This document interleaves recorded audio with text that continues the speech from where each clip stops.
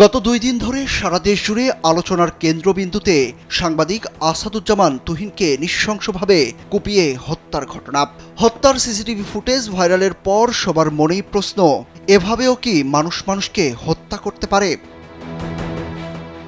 কিন্তু কি কারণে এই নৃশংস হত্যাকাণ্ড?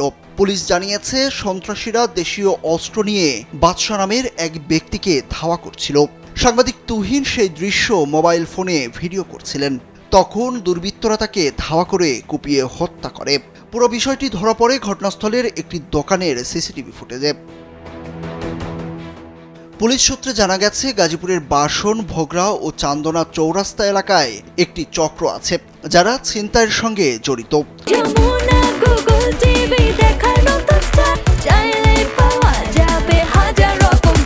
সিসিটিভির ভিডিওতে যাদের দেখা গেছে তারা সবাই ছিনতাইকারী দলের সদস্য।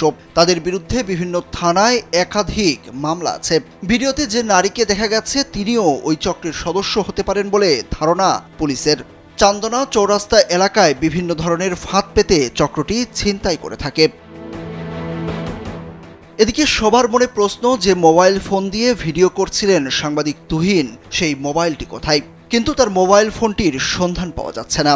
যে মোবাইলটি দিয়ে তুহিন সন্ত্রাসীদের কোপানোর দৃশ্যের ভিডিও ধারণ করেছিলেন, সেই মোবাইলটি বর্তমানে বন্ধ রয়েছে। সবার ধারণা, ওই মোবাইল পেলে হয়তোবা রহস্যের জট আরও খুলবে। সাংবাদিক আসাদুজ্জামান তুহিনকে কুপিয়ে হত্যার ঘটনায় শুক্রবার রাতে যৌথ অভিযানে গাজীপুরের বিভিন্ন জায়গা থেকে এক দম্পতি সহ 7 জনকে গ্রেপ্তার করা হয়েছে। গ্রেপ্তারকৃত ওই 7 জন হলো মোহাম্মদ মিজান ওরফে কেটু মিজান, তার স্ত্রী গোলাপি, মোহাম্মদ স্বাধীন, আলামিন ও সুমন। পরে আরও 2 জনকে গ্রেপ্তার করা হয়। তারা হলেন মোহাম্মদ ফয়সাল হাসান ও মোহাম্মদ শাহজালাল। মামলাটি আসলে আসামি গ্রেপ্তার হয়েছে, তাদেরকে জিজ্ঞাসাবাদ করার পরে মূল রহস্যটা জানা সম্ভব হবে। এখনই আসলে কোনো কিছু বলা সম্ভব নয়, যেহেতু মামলাটি এখনো তদন্তাধীন আছে। তাদের কাছ থেকে আমরা আসল এই হত্যার রহস্যটা উদ্ধার করতে সক্ষম হব বলে বিশ্বাস করি। যেখানে আসাদুজ্জামান তুহিন নৃশংসভাবে হত্যাকাণ্ডের শিকার হন, বৃষ্টির পানিতে ঘটনাস্থল থেকে তুহিনের ছোপ ছোপ রক্ত মুছে গেলেও গভীর আঁচড় রেখে গেছেন 2 সন্তান ও সহকর্মীদের মনে। তার অকাল মৃত্যু মানতে পারছেন না তারা।